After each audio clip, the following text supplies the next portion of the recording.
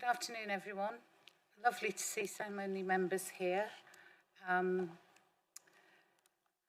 we can, get started.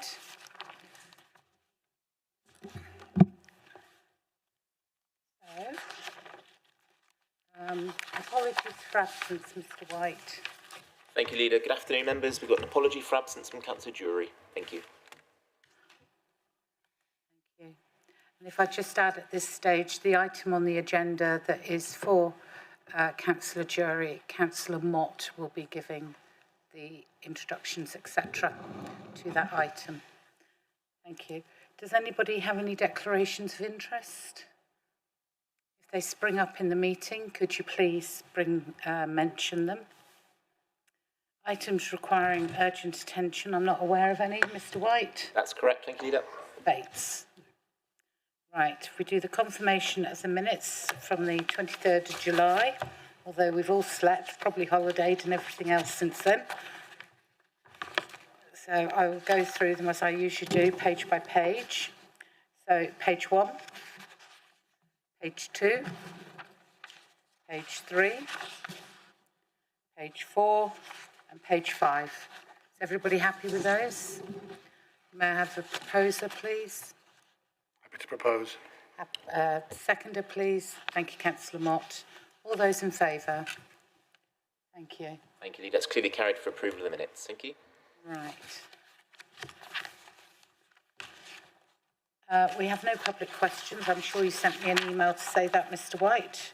That's correct. Thank you, Leader. No public questions. Right. And the Hub Forward Plan. I'm probably going to need a bit of help with this one because I'm not sure if it's right in all directions.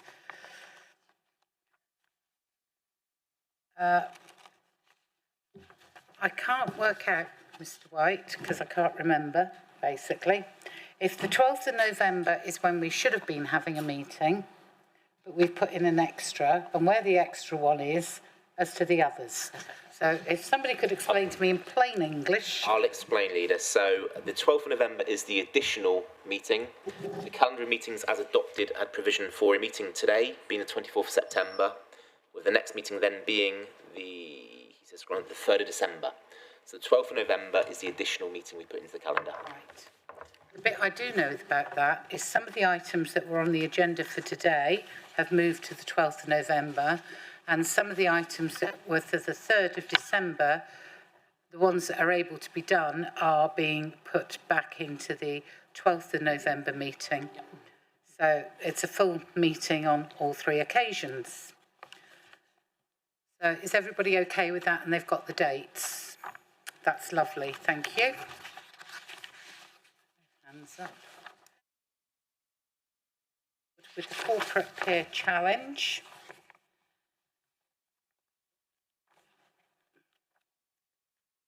As we all know, we went through the Corporate Peer Challenge in March of this year, which was extremely successful. We have put together an action plan that I hope has already gone to the lead chief exec for that, or is that going when this is reviewed today? Okay, thank you. So does anybody have any questions, or would Mr. Bates like to point out anything of keen interest, please? Well, thank you, Leader. So this is we had the full report brought to Hub previously, and we had a draft action plan which came to the previous meeting. The plan in front of you today is the final version for adoption. In each case, we've updated it as appropriate with regard to timescales. Members will see that we're already getting on with and have completed a number of the sub-actions within it. And wherever appropriate and wherever possible, we have included both a political lead and an officer lead for each of the actions. So we'll be reporting progress against the completion of the action plan as part of the integrated performance management reports that Hub receives regularly, and of course it will become part of the council plan. So I'm confident we're already getting on with it and putting into place the recommendations that we were given. Thank you, Leader. Thank you very much. Could I just remind on page 25 and page 26, if we could just change the title for the community wellbeing to community health and wellbeing, please. Just in there. Does anyone have any questions on this report, please? Councillor Elliott. So this isn't so much a question, it was just a highlight to other members exactly on page 25. So one of the main parts of this action plan is for us as a council to develop a community-focused strategy and to think more about how we engage with the community, and particularly to develop an arts and culture plan. And it's really important in this piece of work that we think about how we're positioned and what we can do that doesn't duplicate what other groups, either voluntary or other local government levels, are doing within this space. So just in a really practical way to alert people that on the 8th of October, in 2 weeks' time, we've got an advisory group meeting set for the afternoon at 3 o'clock. A lot of people have already indicated that they're going to come to that, and we really welcome members' perspectives on this. But just to alert people who might not have known about it, because this is quite a substantial piece of work to think through this strategy. Thank you. Thank you very much, Councillor Elliott.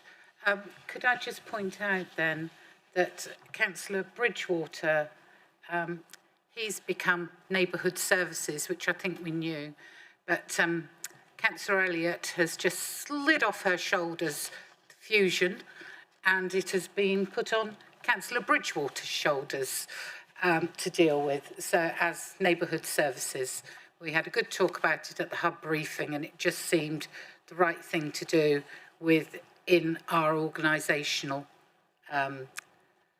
plans, etc. So there's no muddling. Does anyone else have any questions on this then, please? Right. The recommendation is that the Hub Committee approves the action plan in response to the Corporate Peer Challenge at Appendix A. I'm happy to move that. Do I have a seconder? Happy to second. Thank you. All those in favour? Well, any debate? Sorry. No? All those in favour, please. Thank you very much. Duly carried. Thank you, Leader.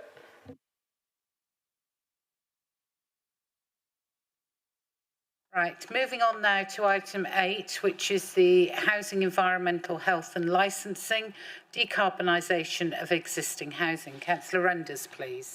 Thank you and good afternoon, everybody. Let's do a quick introduction on this. Yes, it's. I think the key thing about this, the project itself, is the retrofitting of energy-efficient measures into hard-to-treat properties.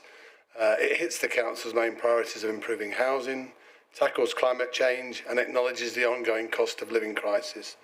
The project is aimed at improving 55 properties in West Devon by April 2025. Each of these adaptations will benefit the environment, cut heating bills and benefit the health of the occupiers of the property. The council itself is working in partnership with community energy groups to ensure the programme targets both energy efficient homes and those on lower incomes. I'm going to introduce David Sexton in a minute to go through this, but I did have another note on this that I was just going to mention. I think the fact that it's been going for the last couple of years and there's been a lot of work done in the background, and it's now we're at the point where we're actually going to be delivering. So it was just a case of praising the officers concerned, particularly Dave, but I thought I'd hand over to him so he could explain it in a little bit more detail, and he's got some statistics as well. So where is he? Oh, he's there. Sorry, I didn't know you were over there a minute ago. Welcome, Mr. Sexton. Over to you then, please. Thank you very much. Just to give you a quick snapshot, yes, it is a very important project for the council. It does feed into many of the strategies, including, like I said, climate change and housing. It is a very complicated project, just purely from all the moving parts which are needed for retrofit. It's not a question of just having a lorry turn up with a roll of insulation and you sort of hope for, you sort of put it in and that's it. A lot of design work goes into each property. Each property has a bespoke design, making sure that one, the insulation and the measures are fit for purpose. Two, like we don't cause problems for the future, because you may remember a few years back, it's all insulate, insulate, insulate. Now we're realising ventilate, ventilate, ventilate, because we don't want damp and mold problems in the future. So every property does have their, again, ventilation designed in. So a quick snapshot I've done this morning of where we are at the moment for our 55 target is that we have 39 homes going through the programme of works as we speak, 7 of which have been in, or the works are completed and in the process of being signed off. We have another 6 properties going through the install process, so they're either being booked in or little bits and pieces booked in for them. Then we have a big chunk of design sign-off, that's where I just alluded to just a minute ago, the process of actually designing them within the cost pressures given to us by government is, as I said, a massive task. So we have 14 properties going through that at the moment, 3 purely at design, 7 at survey, and we've got another 2 which are being paused because we're having a bit of a discussion, shall we say, regarding designs with government and accreditation bodies. And we've got another 16 or so in the pipeline. So what happens is that we are working very closely with Tamar Energy Communities. They go out and find the people, so people present to them saying they are struggling with bills. They go out and do an initial sort of energy visit. Then from that, they can decide actually this property could be, shall we say, hug ready or every possibility of being go through the process. So that's how we're finding the people. So it's tools down by the end of March. So we are in a healthy place, but let's just say it does take a massive effort between the installer. We're using something called a retrofit coordinator who's doing the quality checks. So they are going through every install with a fine tooth comb and making sure everything is as it should be. Brilliant, Dave. Thank you. Has anybody got any questions for Dave while he's here? Oh, there we go. Councillor Mott, please. Thank you, Chair. I've got a couple of questions, if I may. On 5.2, you say that the post-retrofit EPCs are worked out and then you should be able to calculate the carbon saving from each property. Surely this should be done pre-commencement to ensure that the best is made of the funding so that the best properties are targeted, the ones that can do the most improvement? It's sort of a yes and no question, because the housing stock in both council districts is an absolute challenge. If you look at like all the EPC data and age of properties, I think overall we have 25,000 homes in West Devon, 9,000 of them are probably pre-1920s. So it'd be good. So yeah, the project's got a bit of a mixture. So we've got the more straightforward properties, but not shied away from the more harder to fit properties. So just to give you a quick example of a property we've already done and it's all got signed off and it's been lodged, is that this property got insulation and also clean heat. It started on an EPC of an F, it finished on an ECB of a B. The initial EPC said they estimated it as 4.1 tonnes of CO2 per year. That's now dropped to 0.4. And the estimated energy cost was 2,900, and the new cost is now 1,000. Obviously, there's a few nuances and what have you in between. There's obviously how much did they actually use or whatever. But you can, and that cost the project 25,700 to do that retrofit. So yes, every home we look at. So as I said, we don't, unless it's obviously it needs a lot of disrepair or repair work, is that every property is looked at and we do the absolute best within the budgets allowed to us by government rules. So I won't go into the details. It's very complicated. They made it quite difficult, beyond you, by splitting off different costs, and you've got to measure for this and you've got to have a cost cap for that and what have you. But what we do, our absolute best, is to do the absolute best for that property. So like I said, so this property was a relatively straightforward one, and you can see the benefit of going from an F to a B rated property. That's great, thank you. And then my other question, please, it's down in the implications boxes with regard, sorry, if I find it again now. So it was under the climate change biodiversity impact, and it says to progress the ambition to install 600,000 heat pumps per year by 2028. But it's not clear whether that's just across West Devon and South Hams, or is that a country target? That would be a nationwide target. Right, thank you. As I said, we have 25,000 homes in West Devon. Yeah. But It just, yeah, I was just trying to match the numbers up. So. No, that's certainly, I think that my understanding, that's a target from the previous government. Obviously, information starting to drip feed out of the ministry now, but like I say, I'm not seeing any sort of new targets yet. Yeah, and I appreciate the number of households that we've got within West Devon. Is there a target that we're sort of aiming for, or are we just hoping to do as much as we can with the funding that we've got available? It's more the latter, yeah, to do as much as we can. And obviously we're trying to lever in more money as and when and help people. Of course, we've got social housing now as well. You've got the owner occupiers and the private rental, all with their own little new rules and stuff like that. But you've got, we have to be sort of realistic of what we can do. I thought naively at the beginning of all this process, I thought we could do thousands. And you drop down to 50, 55, it's taken us 18 months to get to where we are at the moment, purely with all learning the rules, learning to work together in a very complicated project, because the long and short of it is that every home needs to come with a PASS 2035 for accreditation, and that's a lot of paperwork, and that's a lot, we are constantly having lots of conversations about how do we design the right retrofit measure for that property. And it does take a long time. So we've got to be realistic of what we can actually do. My apologies, Chair, if you could indulge with just one more question. Is it possible, using the learning that we've gathered from carrying out these projects, that we could pull something together to help inform residents for how they might progress forward for themselves, sort of almost like because obviously we've been through this process, we've learnt from the process and we've got experience from that. I was just wondering if we were able to pull something together that would help advise somebody like myself, for example, who's living in a very old farmhouse, 3 foot thick stone walls. It's obviously going to be a difficult property, but just sort of to give people almost like a direction of travel of where they can go, rather than starting out from a variety of directions that they can go in, just to help sort of inform their choices, maybe. The project is very much a steep learning curve, and yes, and we're gaining a lot of knowledge. Each measure, we're gaining more and more knowledge about how to do this. So as we work very closely with Tamar Energy Communities, they're already on that pathway. So there's something called the LEAD project, where they are looking to do or concentrate on the able to pay market, because as I said, it's fraught. If you get retrofit wrong, you're spending a lot of money and you're going to have a lot of problems in the future. So so we're having a very open and honest project where we are very much keen to learn how to do this.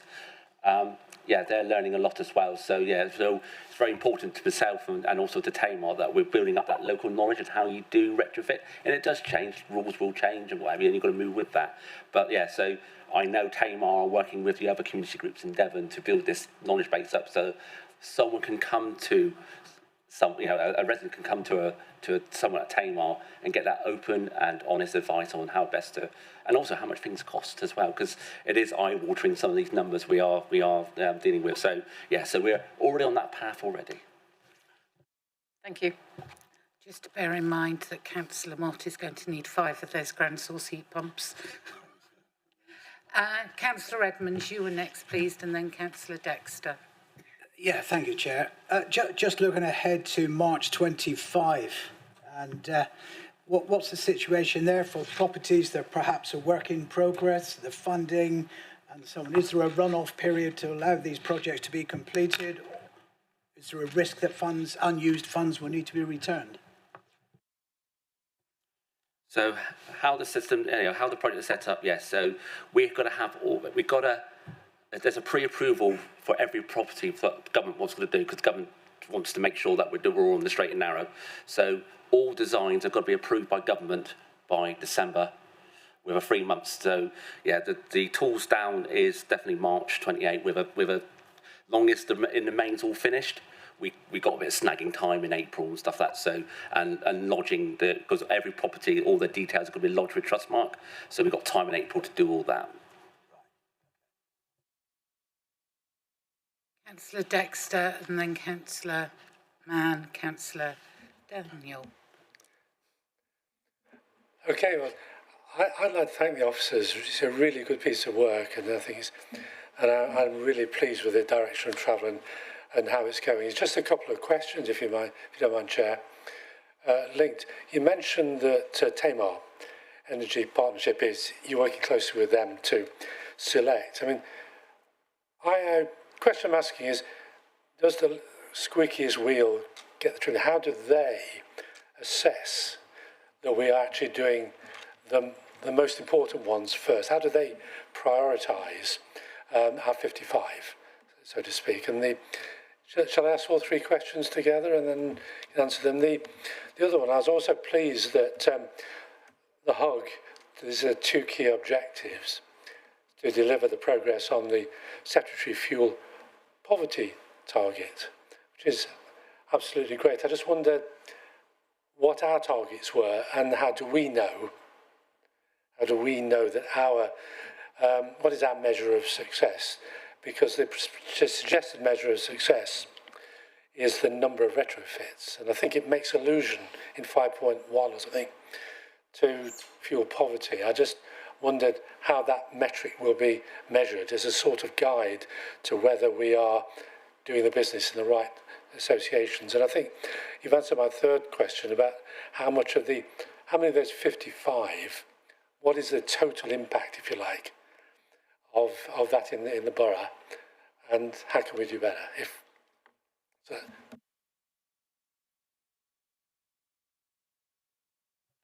So regarding Tamar Energy and their prioritisation, we don't have a specific matrix or like I said, a framework to say these are ones who get it, who do not get it.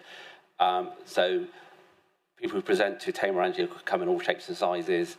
I know that we've had some really challenging properties go through, and people were literally on the breadline. And we're 2 or 3 at the moment. We're doing our absolute best with getting in extra funding and stuff to get them over the line. So at the moment, they don't exclude anyone, basically, until they start talking about. When you start talking about retrofit, people are quite afraid by it. You start talking about air source heat pumps. So a lot of people, sort of probably in their greatest need, do shy away from that. So that's an area of work which Tamar are very good at, is to try and persuade people to that retrofit's a good idea, for that little bit of pain of someone in your house putting something in. They'll get a lot of a long-term gain. So yeah, so we don't really exclude people as such. Probably only the properties that really get excluded, and I can think of a couple already, was that the amount of work that was needed to get it to HUG ready, should we say, like a new roof or stuff like that, we just didn't have those kind of funding available, so we sort of had to shy away from that. So that's the only real sort of barriers for that. So regarding fuel poverty, so again, I don't have actual figures of the fuel poverty in West Devon. I've got an estimation because things ebb and flow because of wages and fuel prices and what have you. So out of that, the 25,000 homes we have in West Devon, we estimate about 5,000 are in fuel poverty. So again, it's about a learning curve. So how do we do it in the future? Is that we're learning now we're getting blueprints now for doing certain properties. The two we're paused with at the moment is basically we want to do air source heat pumps in traditional buildings where the walls are very thick. You can't really insulate them as such because they're already insulated. We're having a bit of an argument with the accreditation body about where we can and can't do it. So that's the kind of thing we're trying to do for the future. So us learning, like this project may have 55 as a target, but with economy of our scale and our knowledge, we should be able to do more in the future, but being realistic about the amount of resource probably and time it needs to actually properly resource these things. So yeah, and using I've just started using a program called Parity Pathways, which is basically a computer modelling of houses in West Devon, and it's sort of telling me where I should be concentrating my efforts, which wards and stuff like that. But yeah, so we sort of know where. So Princetown is quite heavily. We've got 3 or 4 properties going through at Princetown at the moment, and probably outlying boroughs outlying wards up in the north. So we're starting to go, especially off gas. You get to know where we should be concentrating, and obviously with the money and the funding we're drawing down, it comes with an eligibility criteria. So they've got to be on a low income, and obviously that's all set out by government to say how do we assess that and what have you. So again, I feel rather than the council saying doors are open, please come, we are, at least they are presenting, like I said, they may come via the food banks, or they might obviously, I know Tamar are running an energy fair in October, which was like 1,000 people came through last year. And again and again, we get that conversation going about retrofit, and probably leading to Councillor Mott's comment about how do the able to pay market also get involved, how to pay for it. So again, that's how we're trying to work in partnership with these organisations to build our knowledge base up.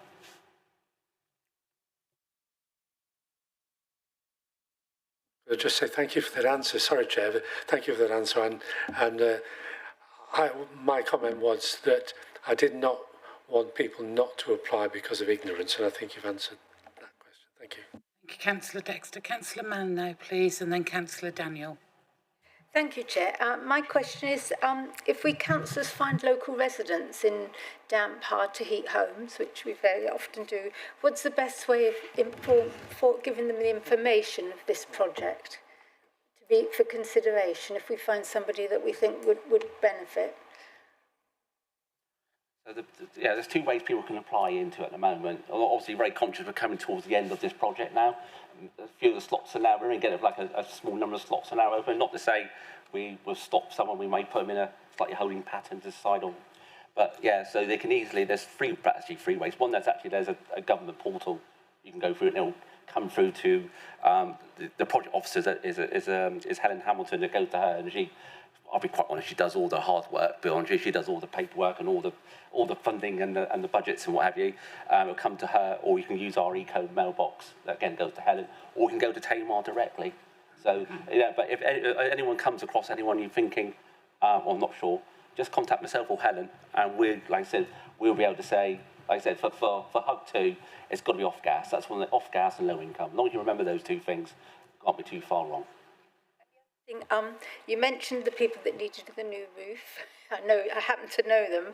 So would we have given them advice on sources of funding for the new roofs, knowing that they're on a very low income and couldn't necessarily afford it? So would we give them advice on grants or low-cost loans, that sort of thing, so that the retrofitting could go ahead?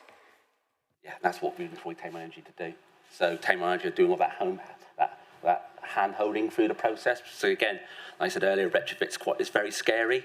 People are a bit suspect of new technology, especially on heat pumps and whatever. Yeah, so one in particular was given a lot of advice. Unfortunately, they were elderly and stuff like that, and decided, well, I'll just let the next person who's going to buy the property to deal with it.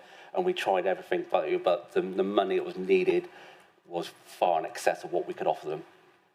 Which is a shame, because it was one of our council houses that we sold on the private market with all those problems. But never mind. Thank you for that, Dave. Councillor Mann, please. Yeah, I think it seems like this has been a really successful project. I guess my question would be, is this a project that you would repeat if you had an opportunity to do so? Or do you think that there's a more efficient way for these types of activities to be carried out for the retrograde housing in West Devon? The only reason I'm asking, you talked about the able to pay market, and I know that some of these services are very difficult to find in the open market. So I just wondered where we sit. Would I do it again? Yes, of course I would, because again, the knowledge that we have gained, and because the hub is set up with, and it's got lots of moving parts in it, because we're dealing with 3 external partners. One is the community group. One, we've got an external retrofit coordinator who sits at the heart of the quality side of things, and 3 is the installer, and obviously ourselves, as we're using our governance and oversight skills to do this rather than us being out the cold face. So definitely we will do this again. So I've forgotten the rest of the question. One that was like, the able to pay, again, I think we've got a lot of advice where we can, again, we may not necessarily want to be doing it ourselves, but we could speak to Tamar about, because we want to build up probably a local supply chain. It's quite difficult with local government, especially in the procurement world, because you've got to go out to, especially the size of the contracts, it's quite difficult for local, small one-man bands to really get involved in it, whereas maybe Tamar Energy might be able to get in and sort of advise local trades on what they can do, or we could probably maybe able to do that. But as I said, probably the wells are a little bit of our oyster to a certain degree, and but the key to it is working with external partners, because we won't be able to do it all ourselves. I'm sorry, I forgot the other question.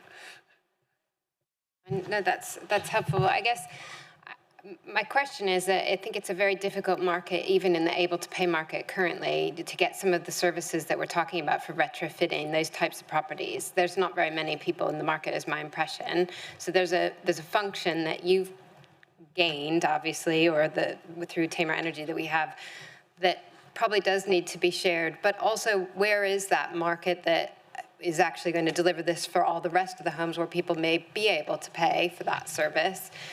And how can we improve that as well, potentially? And that also goes to my next one, which was just around the social housing side. I think Councillor Daniel just mentioned, that one of the properties she knows of was a ex-council home. And we know that there's been a disposal of council homes that are in this kind of low band because it's expensive and difficult to retrofit them. Are we sharing this information that we've gained with that partnership that we have with our social housing providers so that they don't get rid of those properties but do the upgrades?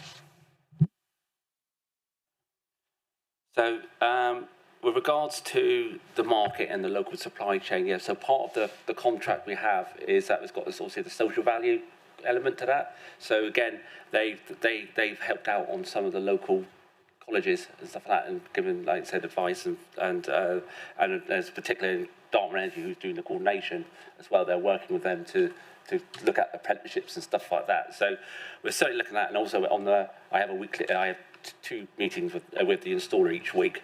And today they were saying, well, if you know anyone local as well, because they are able to do their own procurement regarding probably local electricians, local plumbers and all that.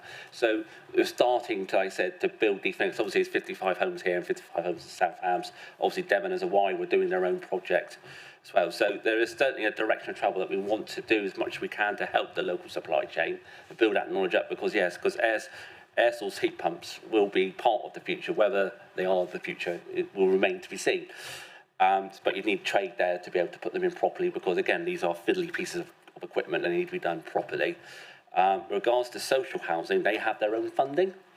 It used to be called the Social Housing Decarbonisation Fund, so they could draw down their own money to do their own, again, retrofit. But again, the calls and the meetings I've been on is that the wider what's going on out there, they would be installing. So for instance, the company we're using is called CCS. They do a lot of work with social housing as well. So again, these homes are being retrofit. I've got to confess, I don't have a conversation with the person who's doing energy retrofit at Live West. I've got enough to worry about. I don't know, my head could sort of handle it, but yes, they can certainly draw down their own government funding. And I know particularly. I know the Live West properties in our area are particularly challenging as well, but they should be, like I say, should be obviously drawing down their money to be able to upgrade them.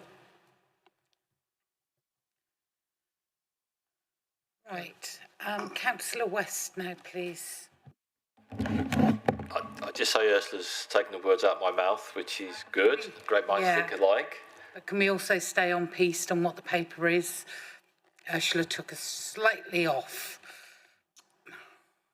Okay, just a little bit further from that, I'm wondering whether we should actually have that conversation with Live West, because we do have concerns about the number of houses that are being sold potentially, and this may be part of that solution to actually bring some of these houses so they don't have to be.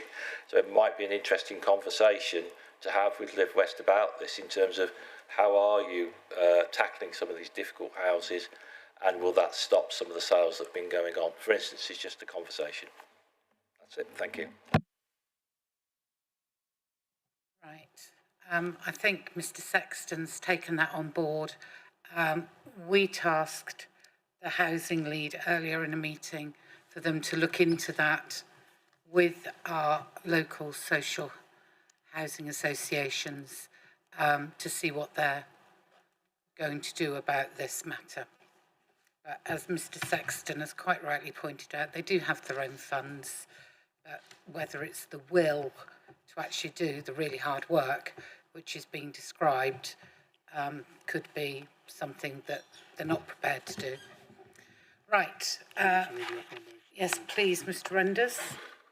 The recommendation is that the committee note the work that has been carried out to improve energy efficiency in private sector housing stock and support the continued delivery of retrofitted housing adaptations. Seconder, please. Happy to second. Any debate? Councillor Moody. No debate. I would just like to say thank you very much, David, for all your hard work and for putting all this together. I think you and your team have done a wonderful job. Thank you. Thank you, Mr Sexton. It's really appreciated. And actually, the fullness of your replies have actually brought the scheme a bit more to life than what it seems. So, and how complicated it is. So thank you very much for doing that for us. If I can just very briefly comment, what I'm looking to do is build some case studies with videos, because there's nothing, like I said, I can talk to you about statistics and figures, but that's very dry and stuff like that. So the plan is that we will have videos like onto YouTube and stuff like that with hopefully some very grateful residents, and just bring this everything to life so that we can start generating this conversation for the future, for when future funding happens and stuff. It'll be an easier sell. Can I just ask, are you going to have one ready in time for Transition Tavistock's open year meeting that they have that we can all traipse through? Because they do get about 1,000 people walk through the doors for that. So it'd be great if you could have one of the videos ready for then. I keep on asking.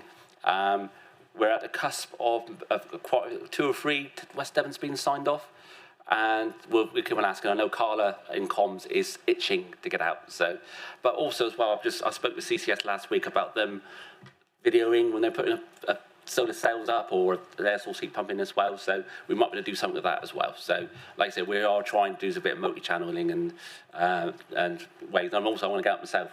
I'm quite curious as well what I'm paying for.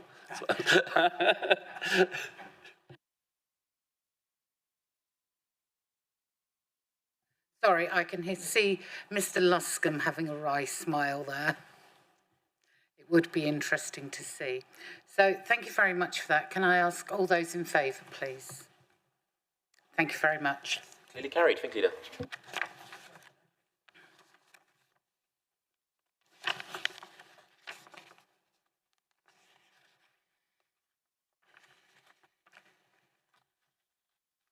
Right, sorry, I've got the piece of paper in front of me. The next paper is agenda item 9, and it's the Housing Local Authority Housing Fund Round 3, LAF 3. Councillor Renders, please. Thank you, Chair. Hello again. Right, LAF 3, let's do this then. West Devon has so far utilised the Government Local Authority Housing Fund, LAF, to purchase 8 properties, resettlement and temporary accommodation through rounds 1 and 2. A third round was launched in the spring, and although West Devon did not receive an allocation, an expression of interest was made, and following pre-election and election delays in July, we heard back that our proposal to purchase a further 3 properties had been accepted. This report recommends that the Hub participate in the scheme, accept the LAF 3 funding of 459,000 and agrees to utilise council-owned funding of 441,000, which is made up of flexible housing fund, funding from government received for our Afghan resettlement work, an underspend of 29,000 from the first rounds of LAF and 287,000 of internal borrowing. It is envisaged that, if possible, these homes will be purchased in the south of the borough and will be on new developments, as this is where the greatest need is. However, this will depend on affordability and availability. I would like to draw attention to paragraph 2.4, which shows how successful the council has been at levering in what will be 1.45 million of government funding to support the housing priority of the council plan. This accommodation will be available as temporary accommodation, which reduces our reliance on pay nightly bed and breakfast accommodation, and provide an income through rents which will service the internal borrowing. One of the 3 properties will also be available for resettlement in the first instance to welcome a refugee family to West Devon. We have the wonderful Mrs. Blake with us this afternoon too. I praise Dave, I'm going to do the same here, I'm going to get into trouble. And she will be here to answer any questions along with me if we have them. Thank you.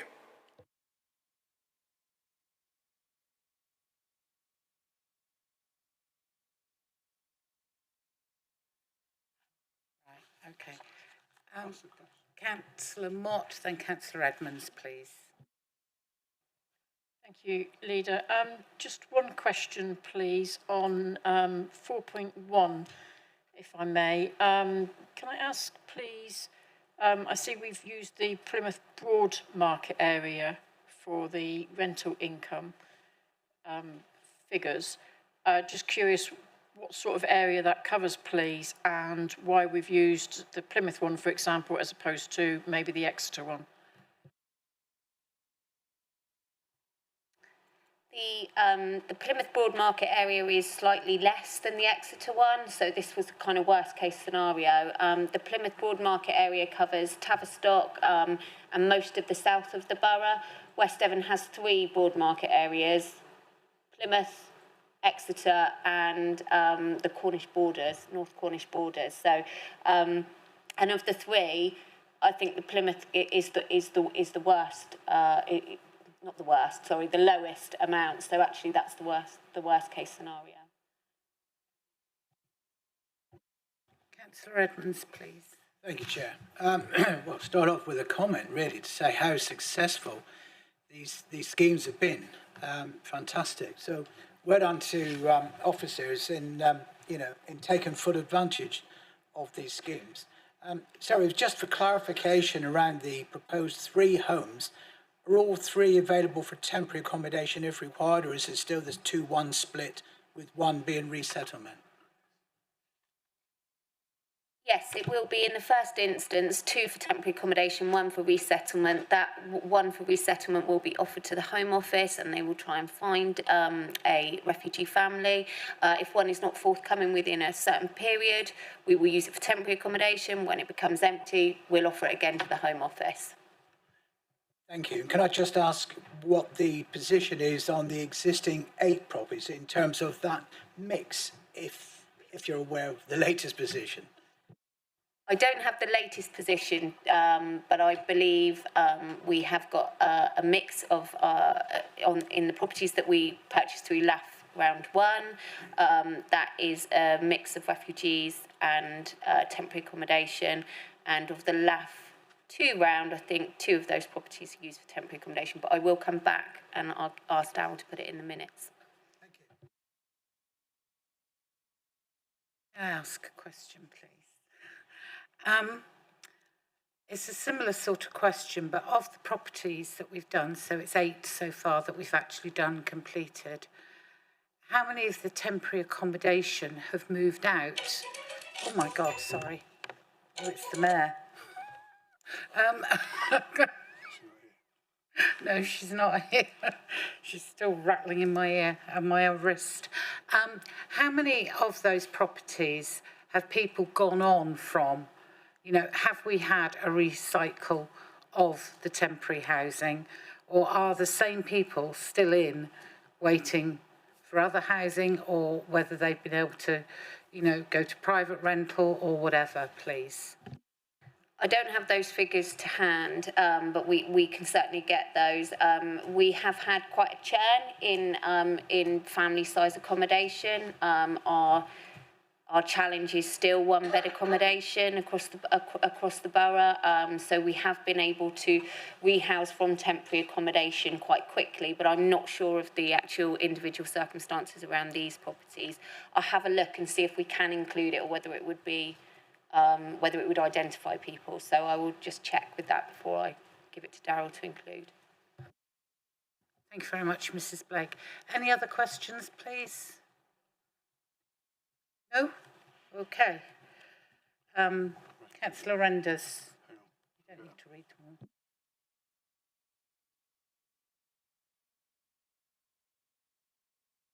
One, two, and three. 1, 2, and 3 are the recommendations as indicated above then. Could I have a seconder, please? Right. Any debate on this issue, please? Councillor Mott, please. Not debate really, Chair. I would just like to echo Councillor Edmonds' congratulations and thanks to the officers for managing to do such a good job on this and to channel the fund. Yeah,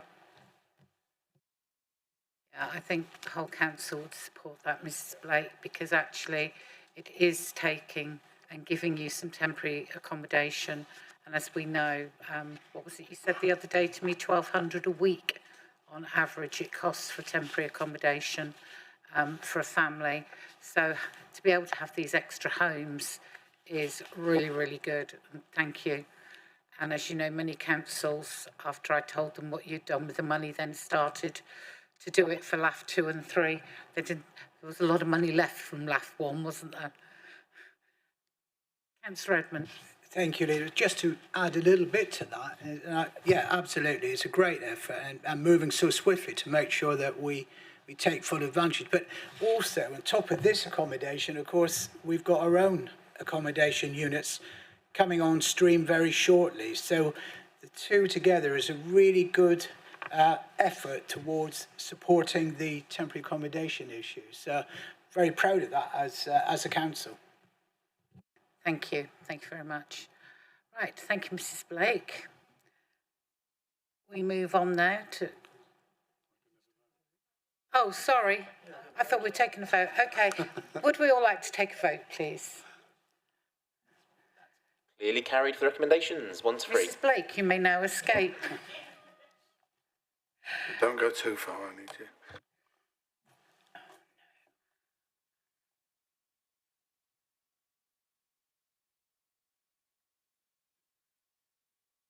Right, item 10, this is the Oakhampton Interchange Update Report that is going to be introduced by Councillor Mott, and Mr. Brooke is here as well. Good afternoon, Mr. Brooke.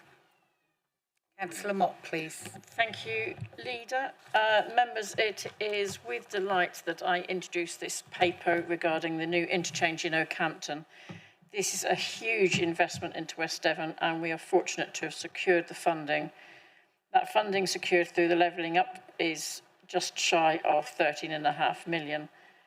Network Rail, I know, are seeing this project as a high priority due to the tight timelines involved, with an aim to complete by February 26. As you can see, this paper sets out the position at the time of writing, and since then I'm delighted to say that the prior approval which had been submitted to West Devon has now been processed and approved. Therefore, members, subject to questions, obviously, I would like to move the recommendation as per the papers on page 43 and on the screen. Thank you very much, Councillor Mott. Do we have some questions, please? Councillor Daniel, please. Thank you, Chair. I just want to say I'm really pleased that this project's moving forward, and thanks to everyone involved. It will make a lot of difference to those on the far end of the patch to have this provision for travel. And just wanted to know about the detailed design. You know, will we councils have a chance to be involved in that? I mean, I was at an active travel roadshow yesterday, West Devon one, and someone was saying there's no provision for toilets. What about secure cycle parking and those sorts of things that are quite of a concern to the public that's going to be using this station? And also, just I think it would be good to get to make sure we've got a provision for what people want, that people actually will use.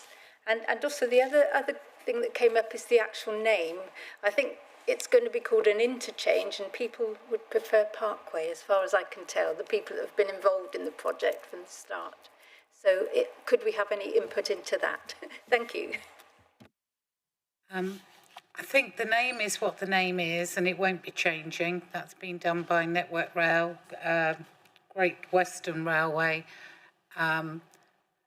etc. It's been done way above our pay grades, so I don't think we can have any involvement. We need to accept it is now the Oakhampton interchange. The rest of your questions I'm going to put forward to Mr. Brooke. Thank you, Lita.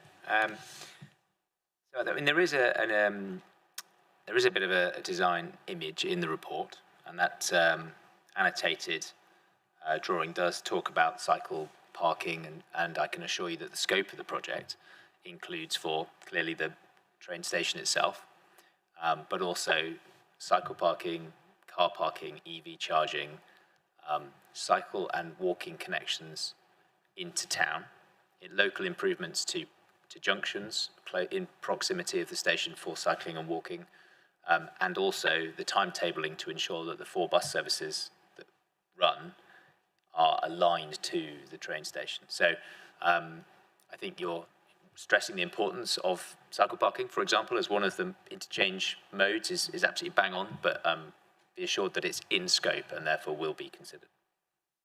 And the issue of public toilet provision? Yeah,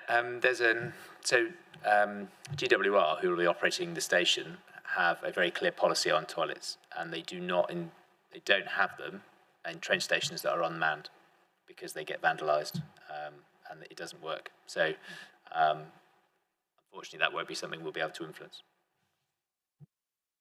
Report back, thank you. Thank you, Councillor Daniel. Councillor Dexter, please. Sorry, Chair, if I may, just to sort of find it, if I may, sorry, Councillor Dexter, just to, for Councillor Daniel's question about the interchange. It is very much seen that this is an interchange as a place where people can come down on the train and then either join a bus, use the cycle routes or use the walking routes onto the moor into the town, which is the reasoning behind it being an interchange as opposed to a parkway. Thank you, Councillor Mott. Councillor Dexter, please. Well, thank you very much. It was rather the substance of my own question is to check the scope of the project to make sure that the interchange bit is actually within this. And specifically, a very good thing about the construction of the station and the like, but when this project is completed, will it include all the things you've said about the synchronisation of bus services, collection, etc.? So I'm just seeking that sort of confirmation, and would that synchronisation be within the 2026 timescale? Very much so, Councillor Dexter. May I just have one more question as well? Yeah, it was just on the page 47 about the, if you like, the rag rating. It says on the schedule the programme is very tight, etc., for the funding. The horizontal red line to the left, I presume, indicates that it is okay or it's not okay. It indicates that it's a risk that's being managed. So the programme is tight, definitely, and things like the approval for the dormouse licence from Natural England, which we're expecting imminently, that decision is critical to getting on site to do the vegetation clearance, which in itself is a critical path item. So that's one example of the constraints of the programme. I'm afraid the dormice have got to come indoors. Yes, I was. Be moved. Yes, sorry, that's great. Sorry, just as a little follow-on from that. The reason for me asking was the risks associated with that, and the risks, if we like, for delay, and what are the risks, our financial risks, and so on to us, should there be a significant delay? What are those risks, or are we in danger? Well, we're not in danger. So the project's funded from government, and we are the accountable body. So we will continue to hold the funds and pay the team, the delivery team, which is a big partnership, for work incurred. The timeframes of the original bid were always challenging. Central government delayed it by about 8 months. You know, that's how these things play. But we're in partnership with central government on it. There's no moving back on the aspiration. So, you know, if timeframes need to flex slightly, I'm sure they will. We are taking a pragmatic approach to spending central government's money first and local government money second, because the timeframes on local government money are not there, because it's ours, it's Devon County's particularly, but as ours as well. So I think it would be foolish to suggest that there are no time pressures, but what we're not saying is that there is a critical problem. They are different.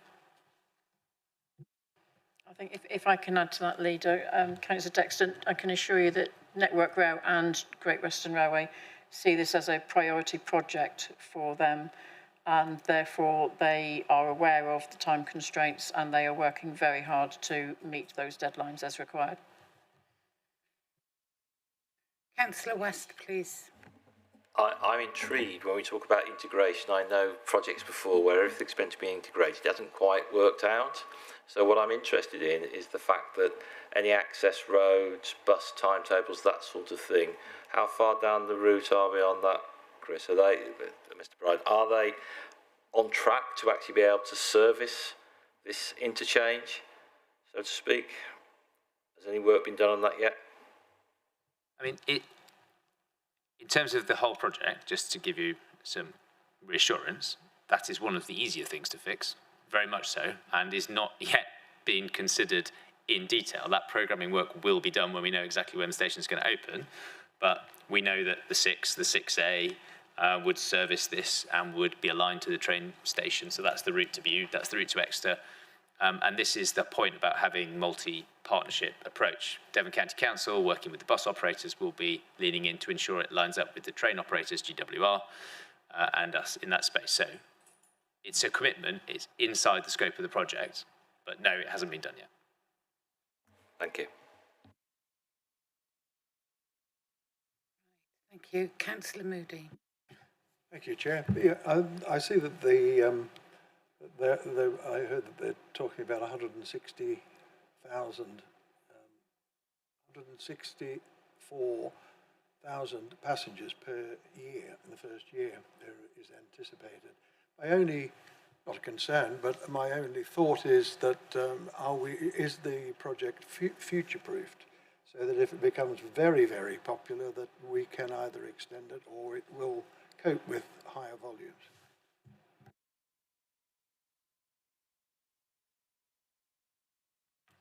As you know, Councillor Moody, this service has proved very popular, far more popular than they ever envisioned it would be. And I know that the residents along Station Road will be absolutely delighted when this scheme is finally delivered, as I'm sure will most of the people trying to get up there when they're trying to meet the train, particularly when they're caught behind the waste lorry, for example. So obviously the capacity is there that had always been built in for this station to be added to the route when the line was first reopened. And I can only hope that residents take it on board, and it would serve obviously the wider region, and with making it easier for people to be able to access that service, then certainly I know that Great Western are really pleased with this route, and they will do all they can to keep it going.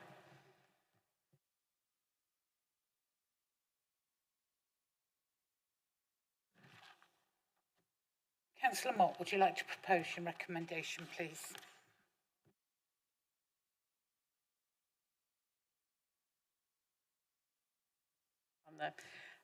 Thank you, Chair. I would like to move the recommendation that the Hub Committee notes the update on the delivery of the Oakhampton Interchange Railway Station as on page 43 of your agenda and on the screen. I'm happy to second.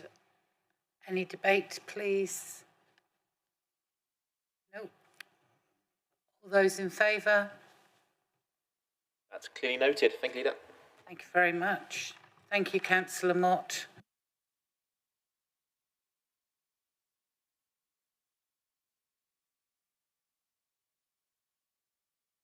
Right, next is Councillor Elliott with the proposed changes to the Council Tax Reduction Scheme 2025-2026, and welcome Mrs Hotchkiss.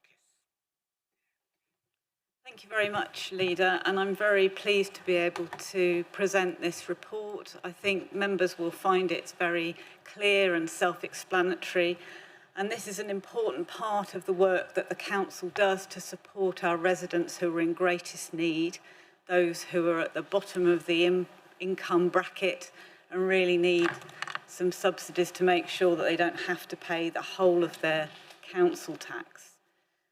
I'm very pleased to have Jenny Hotchkiss next to me to answer any difficult technical questions, because it's her team that are very much responsible for administering this.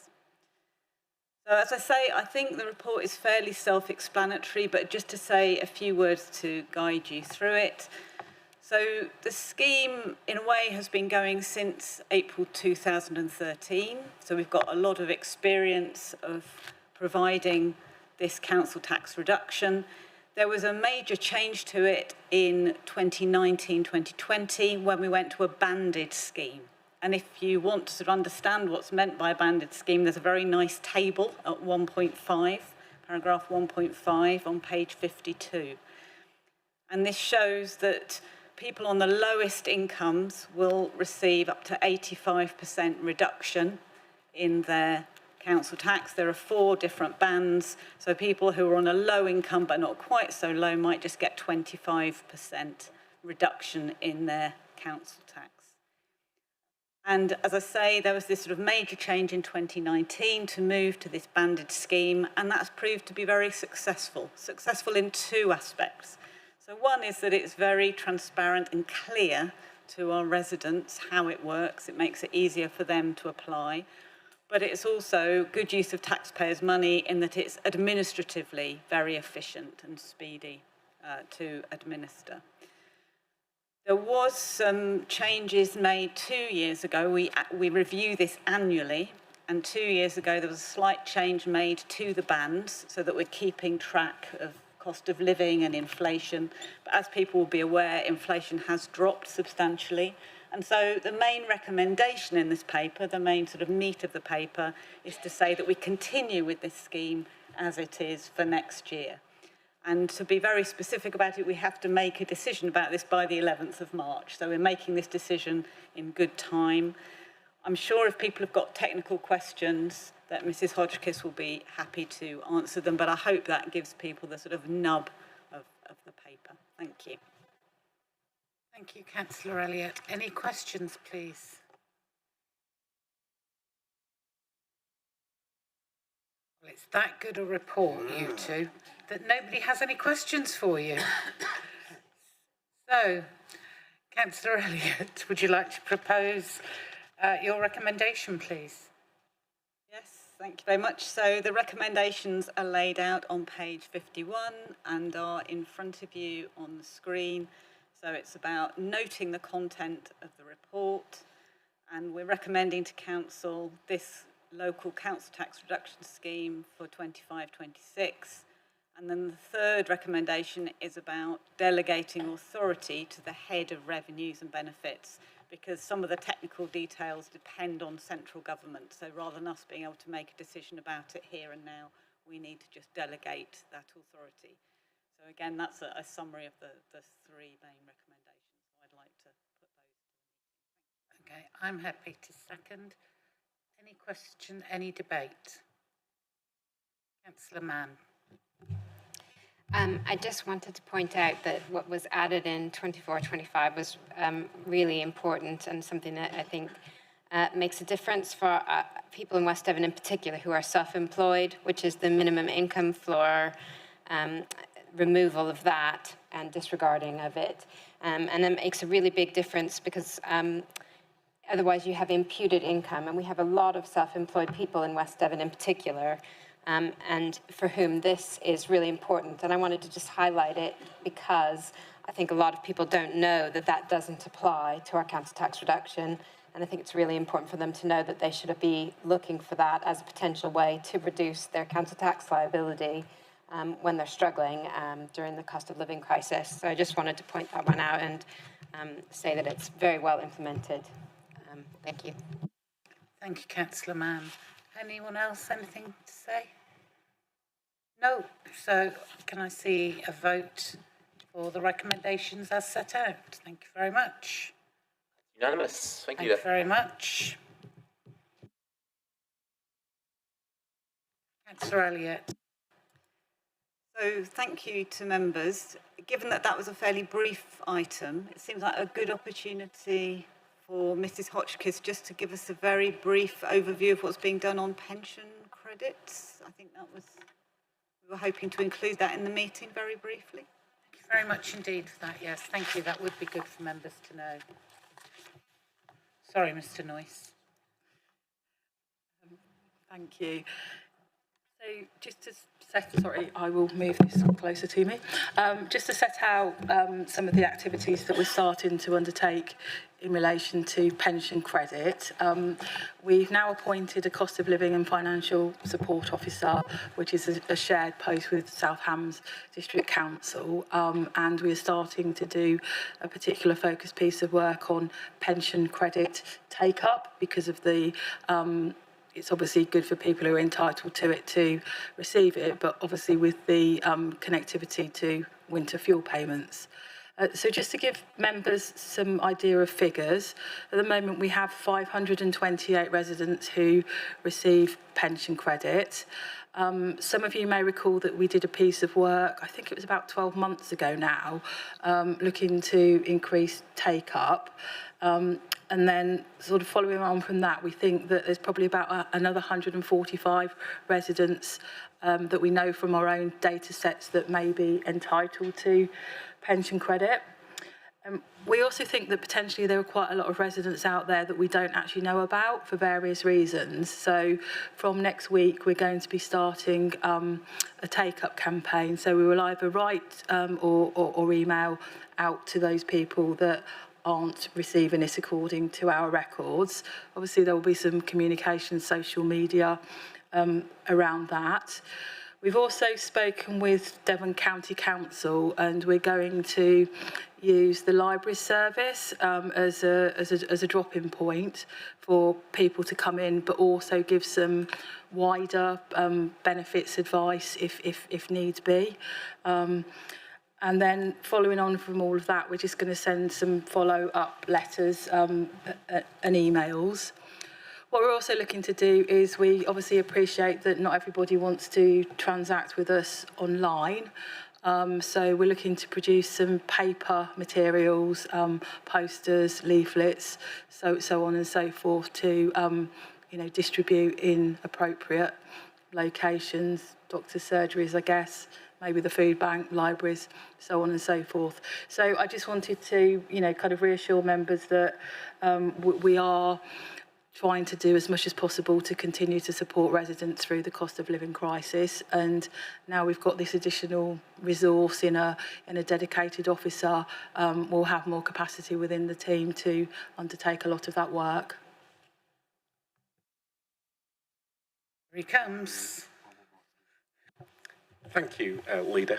And I just wanted to say that we were hoping to bring a report to the 3rd of December meeting, which will update on that activity, so it will give more of an update to members formally. That's okay? Is that it? Oh, thank you, Mr. Molyneux.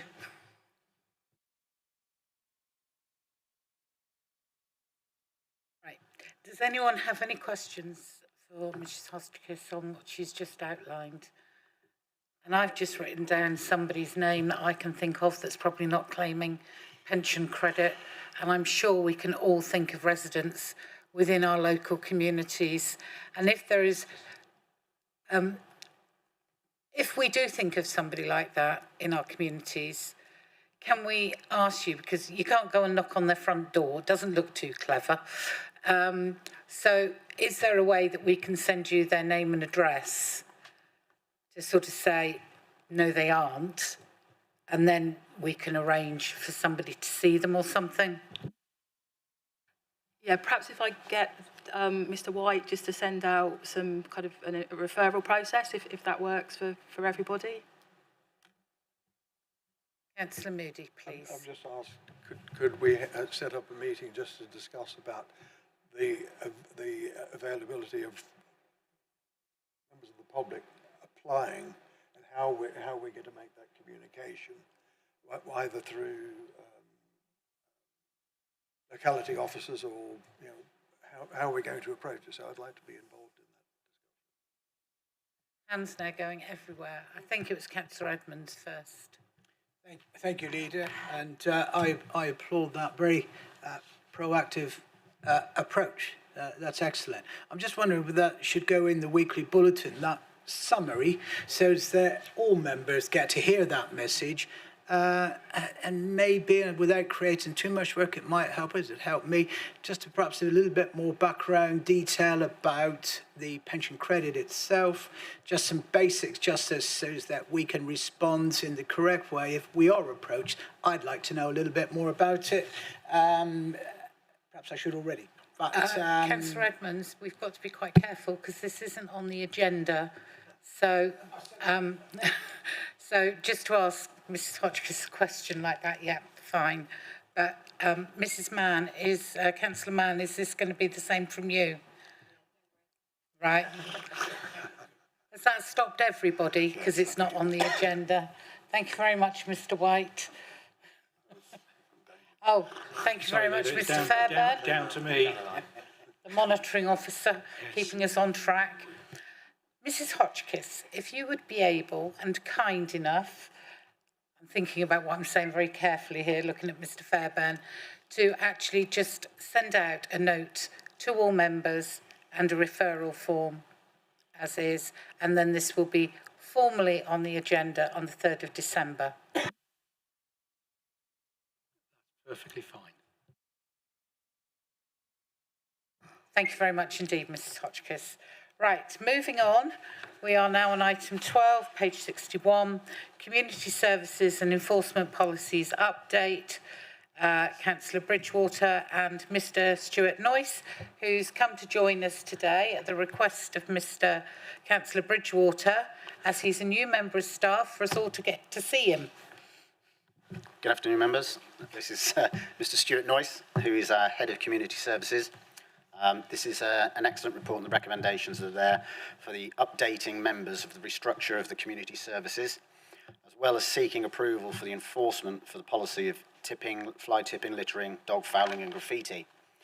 It also seeks to endorse the approach for imposing enforcement of the street scene environmental offences. I'd like to thank Stuart very much for his sterling work on this report, and as you can see, Stuart is here, so if you want to fill out the bones on that if you want to, or take any questions from members. Please, thank you. Right, members have any questions, please? He's come all the way from Totnes. Come on, somebody. Councillor Daniel. Thank you, Chair. My one is about aggressive dogs. I know we covered dog fouling, but we've had a bit of a problem over the summer with aggressive dogs being loose and not under control of the owners. I mean, could we be doing something about that as well? Or is there anything that we can do, and who do we report it to if it happens? So localities do deal with the stray dogs. If it's a dangerous dog, it's a police matter, but we liaise directly with the police. Okay, so... we probably could do some education work on about the need to make sure dogs are chipped and collared, make sure they've got the ID tags, which makes it a bit easier for stray dogs, but the dangerous dogs have to be dealt with by the police. Yes, because it's not particularly dangerous to humans, it's dangerous to attack other dogs if they're on the loose. This is what we've had, so... And also possibly sheep, but of course that's a Dartmoor matter, isn't it? Thank you. Thank you, Councillor Daniel. Anyone else, please? Councillor Edmonds. Thanks a lot. You've let me down. You don't normally. Ah. That was off-piste. Now you're allowed to talk. Councillor Elliott. Thank you. So thank you very much for this interesting paper, and I particularly welcome on page 65 the detail that there is about managing green space in different ways with long grass. I think times are changing and people are appreciating the need for no-mow May and more biodiversity, and it's not to everybody's taste to have long grass that they might think looks untidy, but it is really important that we do have some of those areas. And I think there's probably quite a lot that we could learn from other places as well in terms of how we communicate about that. So I know one of the things in the peer review challenge was about telling our story more boldly. And it seems to me that this is something which is very much the sort of grassroots nuts and bolts of what we do, but it ties into our aspirations to increase biodiversity by 10% by 2030. And so we need to make sure we're joining up those pieces of work and the new wildlife warden coordinator that we've got. So sorry, that's probably more of a comment than a question. Oh, well, you've prompted a few. Councillor Moody, then Councillor Mann, please. Thank you, Chair. I didn't want you to go back to Totnes without any questions, so I thought I'd ask you a couple. I think the main thing is that it's interesting. Could you just explain the difference between fly tipping and littering? I believe one is criminal and one isn't. Also, when it comes to things like fly tipping, littering, graffiti, and dog fouling, how you are constrained with how you can enforce, whether you can do it overtly, covertly, and CCTV and things like that. It'd be really helpful if you could explain that. Yeah, so mainly the classification between fly tipping and littering would be the size. And there are guidance within the legislation we use to do the enforcement. In regard to covert and overt, obviously if we were to use covert surveillance, we would need to follow the RIPA process to get permission to do that. We'd need to supply why we thought we needed to use those powers. So they are quite strict so that we don't just put covert surveillance in for no reason, or there's lots of protections to stop people using covert surveillance. We haven't done much of that work yet. Obviously, it talks about in the paper a little about what we're doing with Clean Devon. So we're a member of Clean Devon, and part of the work they're doing is starting to look at fly tipping hotspots, sharing of information and evidence across the borders, so that if we have a state of particular fly tipping and that was neighboured in some of our neighbouring authorities, that there might actually be one person, and by putting that information together, we're probably likely to be able to put a stronger case together as well, or have the justification to put some CCTV in to try and catch the people who were doing it. I suppose what you're saying is that whatever you do has got to be proportionate. And if it's a small fly tipping issue, then going to the extreme of putting CCTV cameras up and all the rest of it is not cost effective. Exactly right, and it would probably need to be that we couldn't be finding evidence in what we're already... So a lot of the things with fly tipping is we're looking for evidence at the fly tip to see if actually we can find out more information to then go and interview the people, make sure they've followed the duty of care. I think part of the Clean Devon campaign will be an education and enforcement process, so start to make sure residents are aware of what the duty is on them. So if they've asked someone else to clear some waste for them, actually they have a duty to make sure that person is a registered waste carrier, that they're disposing of the waste in a legal way. Probably a lot of people don't realise that that actually sits with the person whose waste it originated from. So part of that education would be to make sure that they're taking that accountability when they use someone. And just one final question. Domestic waste. How do we perceive that? Is that fly tipping, or just waste out on the wrong day, or someone just putting some black bags that are torn open at the end of a street? How does that fit into this process? So there are powers. We haven't talked about that in this particular paper, so we've been concentrating on fly tipping, littering, dog fouling, but we could start to explore some of the powers we could use for waste put out early or in the wrong receptacle. It's all within the Environmental Protection Act, so we could expand, but I think the first part of this is we don't do any of this at the moment, so we're trying to find our way into doing some of this work. We've had to do a lot of training with the staff.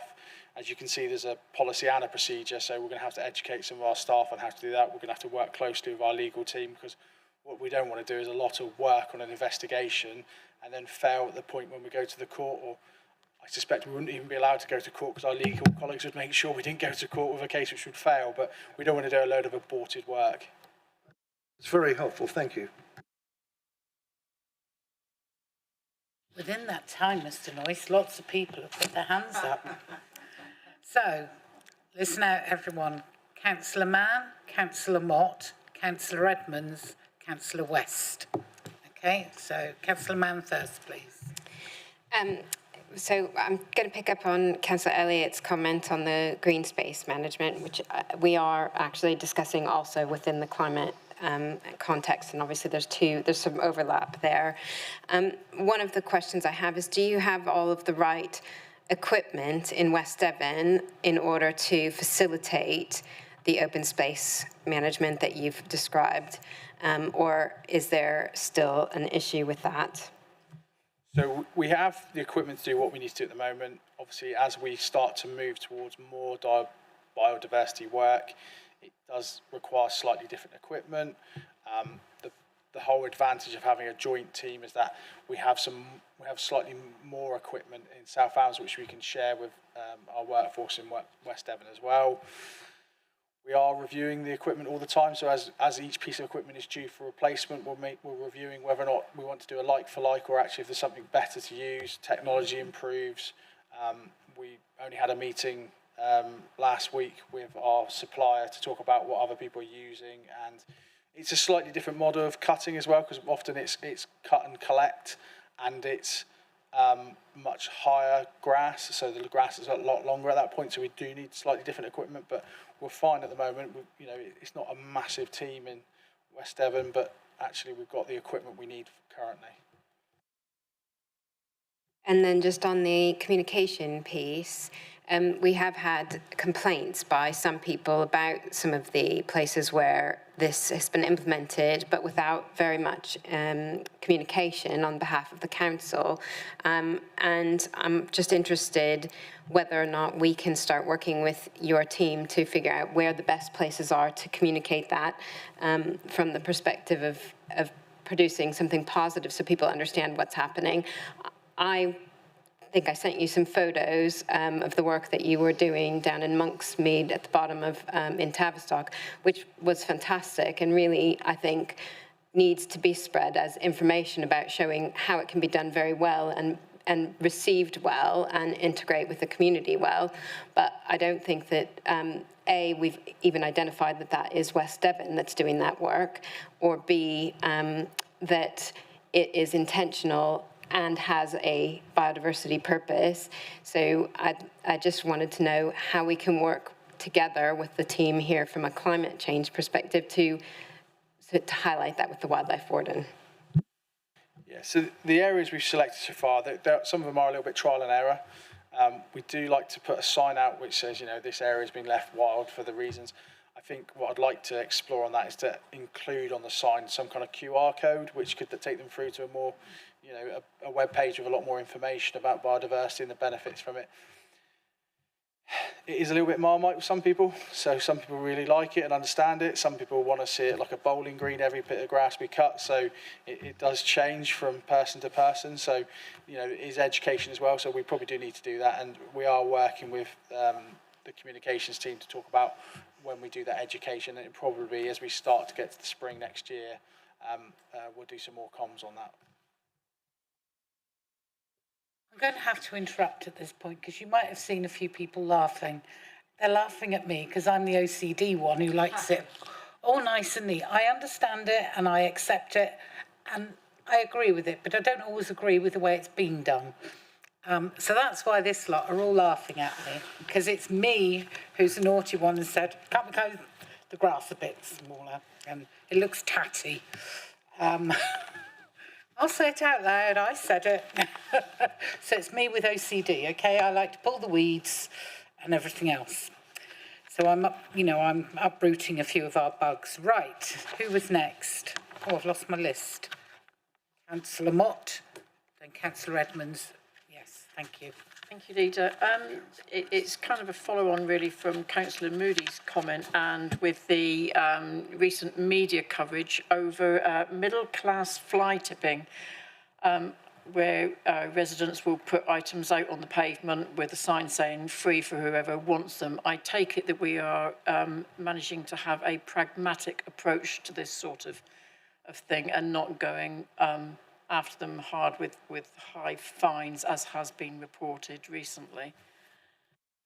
Yeah, I'm not aware of us doing any of that kind of work. I mean, it's not in our interest to turn it all into fly tipping because then we have to collect and dispose of it. We've also got the other part of our recycling and reuse policy where that's a positive thing that it's being sold or reused by someone else rather than actually going for disposal. I think if somebody was doing it regularly, we'd probably want locality officers to have a conversation with that householder. I think the advantage of trying to work as a more area-based model for localities means they get to that ownership, they get to know people, they get to speak to the parish and town councils and understand that it was probably the same officer who was dealing with it last time as we're dealing with this time. So, but yes, we wouldn't want to kind of walk straight into enforcement, and then actually it wouldn't be supported by the court either because you have to be reasonable. It has to be something that we've explored to make sure it was fly tip. If someone's put it out for resale, that's not fly tipping, especially if it's outside their own property.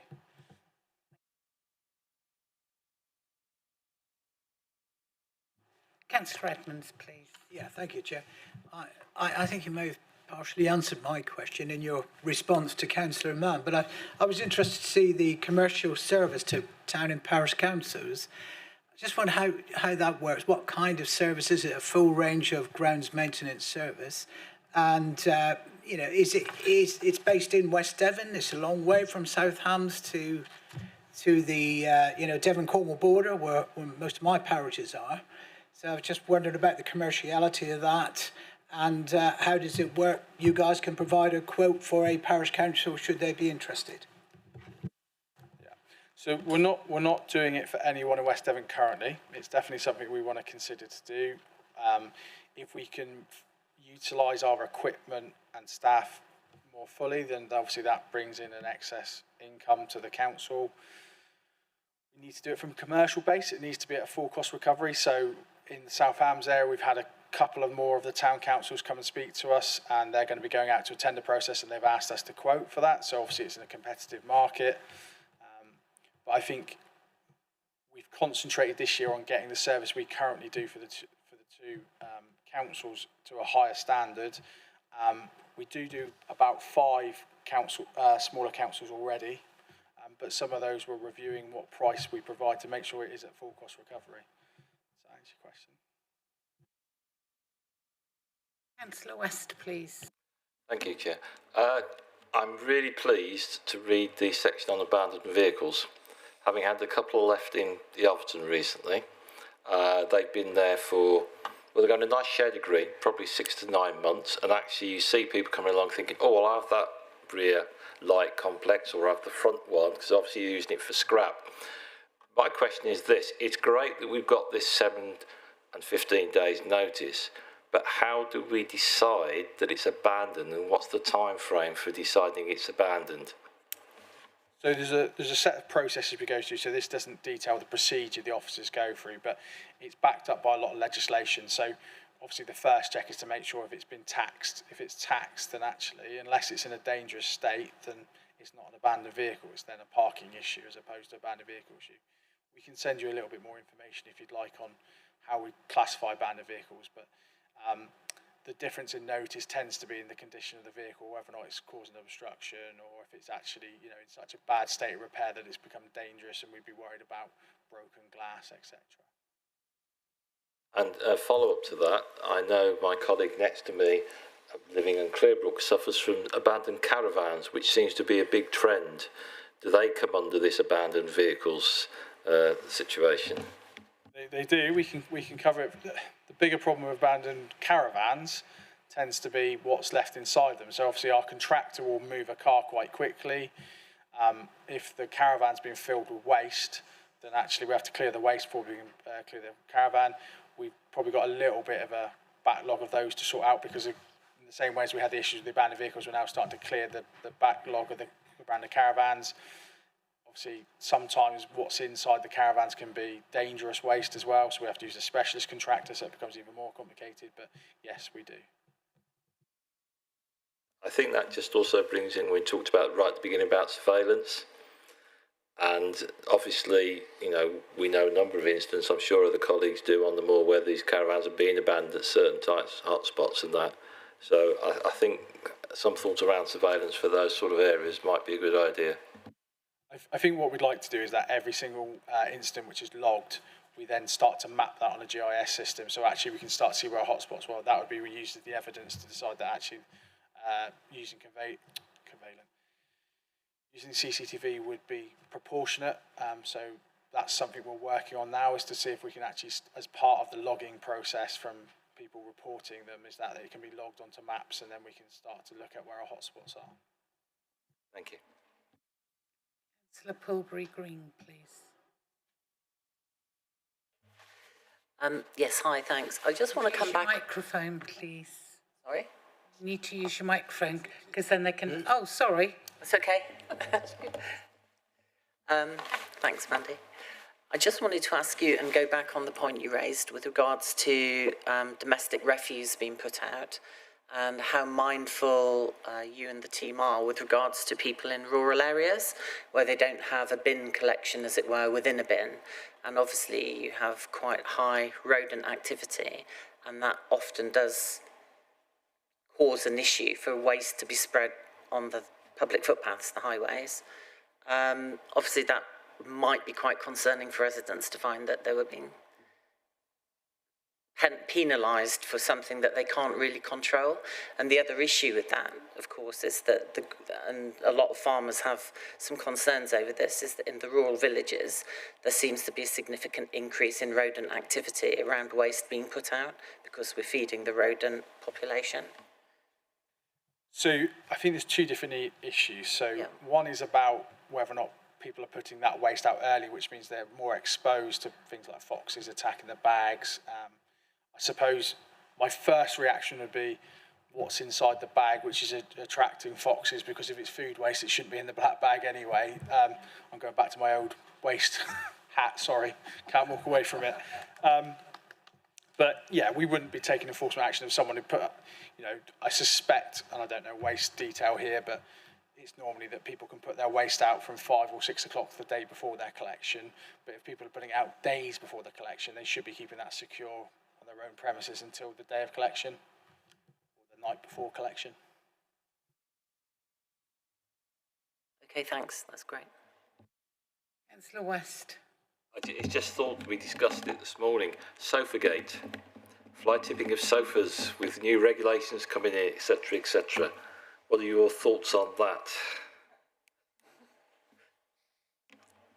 Well, any kind of thing which makes it harder for people to dispose of waste is probably going to have some kind of impact on people disposing of it illegally. I would say the majority of people don't act illegally. They have to just accept. They're probably not happy that it's going to be more difficult to dispose of that waste. But yeah, there is a risk that it could lead to extra fly tipping. I'm just very conscious from my own son has basically tried to get rid of a sofa through council, which I brought up in the waste management group. But I'm just concerned that he had some delay over it. It's just a further worry. It's just another, if you like, a nail in the coffin. Sorry for the phrase, in terms of not helping our fly tipping situation. But thank you.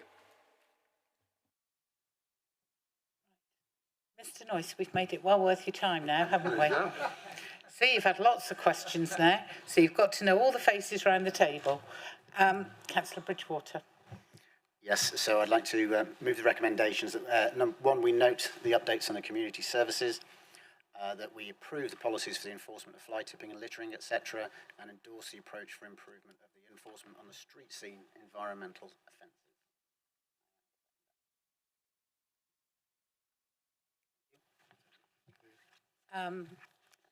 Is there any debate from anybody? Nope. All those in favour, please. That's unanimous. Thank you, Leader. Thank you very much indeed. Let's get to item 13. Thank you very much.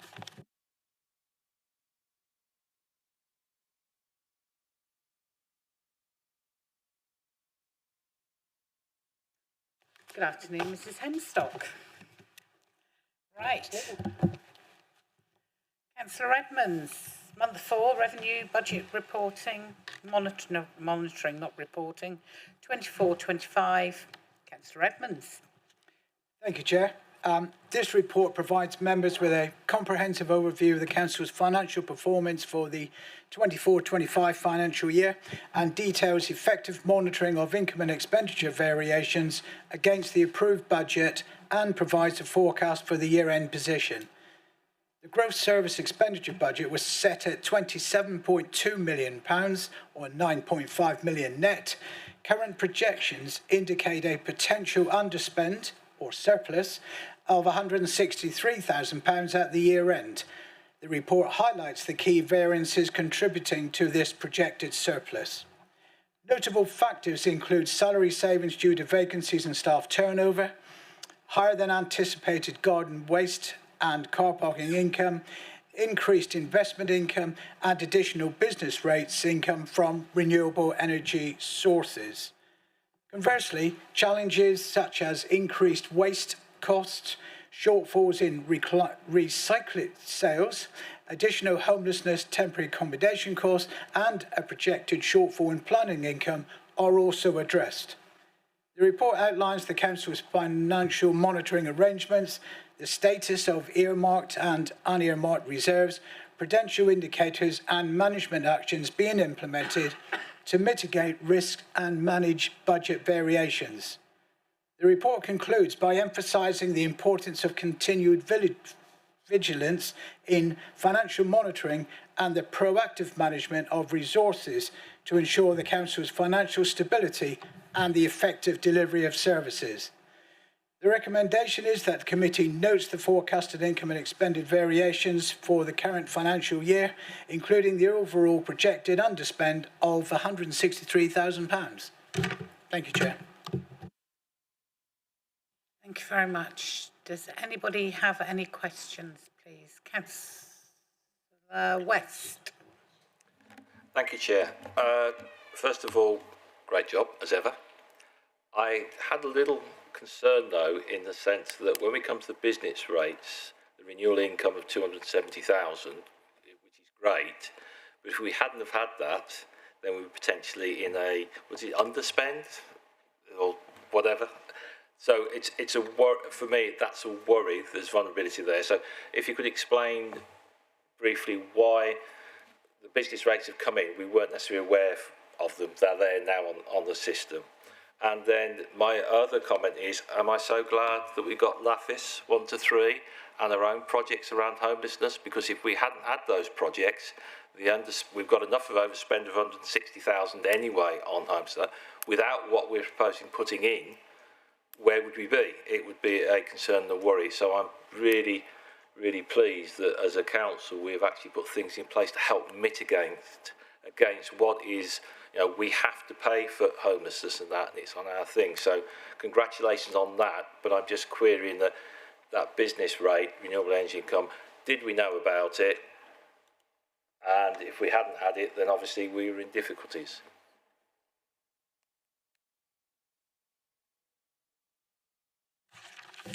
Thank you. Yes, so with regards to the renewable energy on business rates, yes, we did know about that. So this is where, as an authority, we can retain all of the business rates, 100% of it. We don't need to share it with central government, the county, in the normal way that we do for business rate income. That renewable energy, it's specific business rates on things like solar farms and solar panels. So what we do is Mrs. Hodgkiss and her team work very closely with the planning team so that we can identify where these renewable energy sites are. And that work has been ongoing for the past sort of year and a half. Where those sites have been identified, we can claim all of the business rates for ourselves on that. And all of that has totaled 270,000 annually. We will be looking to build that into the medium-term financial strategy. So when we bring that report to members in November, we will be recommending that because we know we'll have that income year on year, that we can build that into the base budget as such. At the moment, it's been additional income purely because we didn't budget for it, because that was a project that's been ongoing through working together with the Revs and Bens team and the planning team to identify those renewable energy sites. But yes, I mean, it's great that we've got that income, and we will be recommending building that into the base going forward. That's good to hear. That is good to hear. And obviously... temporary accommodation. Yeah. Obviously, you're aware that's a national issue. And as I think I alluded to earlier, that as a council, we have been very proactive in trying to mitigate what is really an unknown, ongoing pressure against our costs. So it's good that we've been very proactive through the LAF funds and, repurposing some of our own assets in order to bring through as much temporary accommodation as we possibly can. And I'm sure Councillor Renders and the housing team will continue to do that, to ensure that we can bring forward as much alternative accommodation within the borough as quickly as we can. As you know, property is quite a slow-moving sort of asset, but every effort is being made to expand the amount of available temporary accommodation to hedge against what's really an unknown demand, and sadly an increasing demand. So it is a challenge, but one that the team are very mindful of and very close to. Thank you, Councillor Smith. Thank you. Any other questions from anyone? No? Okay. Councillor Edmonds. Yeah, thanks. I move the recommendations on page 85 of the agenda papers and on the screen. Thank you. I'm happy to second that. All those in favour, please. Thank you very much. Clearly carried. Thank you, Leader. Right, if we move to item 14 on page 97, which is month 4 capital programme monitoring report for 2024-25. Councillor Edmonds, please. Thank you, Leader. Well, this report provides members with an update on the financial position of the capital projects within the capital programme as at the end of July 2024. It details the expenditure during the first 4 months of the current financial year, showing that all projects are currently operating within the budget approved by members. For the current financial year, a total capital budget of £9.3 million has been allocated, with additional budgets rolled forward into future years. As at the end of July, £473,000 of the profiled budget has been spent. The report also provides detailed information on significant capital projects, including the Oakhampton Interchange Railway Transport Hub, as we've heard in a separate report, and other key initiatives which are outlined in Appendix A.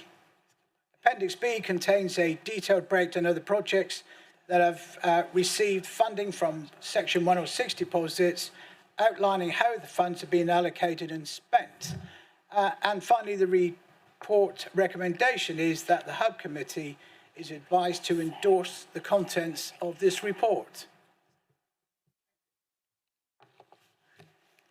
Thank you very much, Councillor Edmonds. Any questions again, please, from anyone? Councillor Dexter. Sorry, Councillor Dexter. Councillor Mann first, please.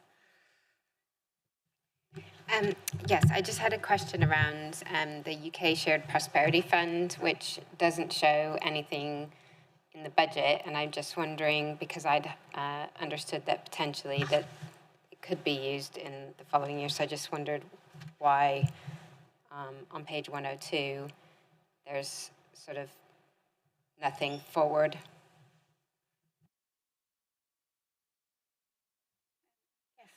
Thank you. So in terms of our UK Shared Prosperity allocation, that's £1 million, but the vast majority of that is revenue spend rather than capital spend. So the capital allocation within that £1 million is shown in the appendices. So that's the 197,000. We spent 30,000 of that, but we've still got 167 still to spend. So in terms of revenue spend, we've looked at things like spent money on agri-tech and regenerative farming, There's some community and business support there, so things like decarbonisation plans, some community energy support and construction sector support. And then we've got a section on active and inclusive travel. So it's mainly the active inclusive travel, which is the capital allocation. But the other things, for example, the grants, the decarbonisation plans, that's all revenue expenditure. Yeah, we've still to spend some of the capital allocation, and members will probably see there's been a consultation which has just gone out around that. Mr. Brooke is also in the room if members require any further detail on that. Thank you. Thank you, Lisa. That's just what I wanted to understand, if that was the amount that was at stake in the capital and for the LC whip. Thank you, Councillor Mann. Councillor Dexter, please. Thank you. It's a rather naive question on my part on about Section 106's. There's a whole list and so on. I have to confess my ignorance as to whether the council as such has a strategic approach to what it asks for in this agreement. It may not be particularly appropriate for this meeting, but I think I'd welcome an update on how we do it. I think the point may have been listened to, Councillor Dexter, but this is not the meeting for it, but the point might have been taken on board. Okay, thank you. Councillor Edmonds, back to you. Thank you. So I move the recommendations on page 97 of the agenda papers and also on the screen. Thank you. I'll second that. Any debate? All those in favour, please show. That's unanimous. Thank you, Leader. Thank you very much. Thank you, Lisa and Pauline, for your attendance, and Claire at the back. Thank you very much. That's the end of the meeting. Mr. Molyneux, you're on the next bit, aren't you? Yeah, we've asked for Sarah to come up. So if everyone just wants a quick 5-minute break or so, and if we start back at 5 to 4, gives you time to get a cup of tea, coffee. Oh, no, why?